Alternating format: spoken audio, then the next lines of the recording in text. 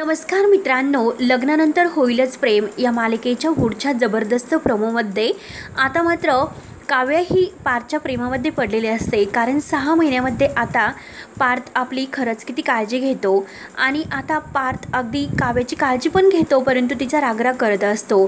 तेव्हा मात्र आता काव्याला असं वाटतं की आता आपण यांच्यापासून दूर जावं, परंतु आता काव्या फार आता पारची काळजी घेण्यास ती अगदी तयार झालेली असते आणि नवऱ्याच्या हक्काने मात्र ती आता काळजी वगैरे घेत असते. परंतु एक दिवस मात्र पार्थ हा खूप टेन्शनमध्ये असतो. असंच काहीतरी झाल्यानंतर त्याला खूप टेन्शन येते, कारण रम्या काहीतरी कारस्थान करते आणि काव्या आणि पार्थ या दोघांमध्ये भांडण लावण्याचा प्रयत्न करते. त्यामुळे पार्थला खूप टेन्शन येते. तर लगेच आता पार्थ हा घरी येत असतो, परंतु पार्थचा खूप मोठा ॲक्सिडेंट होतो आणि पार्थला आता हॉस्पिटलमध्ये नेले जाते. तेव्हा मात्र आता काव्याला खूप मोठा धक्का बसतो.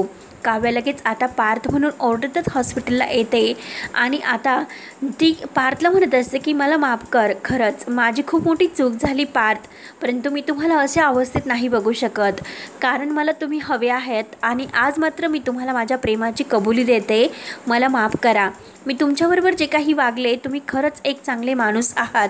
मला माफ करा आणि आज मात्र मी हक्काने तुमचा नवरा म्हणून स्वीकार करते.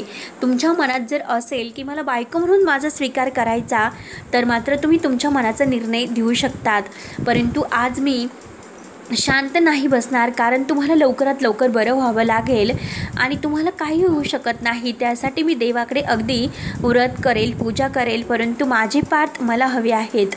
म्हणून आता काव्या ही तिच्या प्रेमाची कबुली मात्र आता पार्थला देते आणि पार्थला जवळ घेते. तेव्हा आता जीवा आणि नंदिनी काव्या आणि पार्थचं हे प्रेम पाहतात आणि ते सुद्धा आता हळूहळूपणे नकळतपणे आपल्या प्रेमात गुंतच गेलेले असतात, कारण 6 महिन्यामध्ये खूप काही घडून गेलेले असते आणि शेवटी 6 महिन्यामध्ये जीवा आणि नंदिनी हे सुद्धा एकत्र येतात. काव्या आणि पार्थचं हे मिठीतील प्रेम पाहून तर त्या दोघांना आता अगदी आनंद वाटतो, परंतु जीवा मात्र आता काव्या ही तिच्या नात्यामध्ये अगदी मग्न झालेली आहे. मग आपण सुद्धा आपलं नातं सुरू करायला हवे असे तो ठरवतो. तेव्हा मात्र आता पार्थचा झालेला जो काही ॲक्सिडेंट आहे, तर त्या पार्थच्या ॲक्सिडेंटमुळे आता हे चौघांमधील नातं तर बदललेले असते आणि एकमेकांच्या प्रेमाची कबुली मात्र एकमेकांना त्यांनी दिलेली असते. तेव्हा आता मित्रांनो, असेच काही डेली अपडेट्स पाहण्यासाठी आपल्या चॅनलला लगेच सबस्क्राईब करत राहा. धन्यवाद.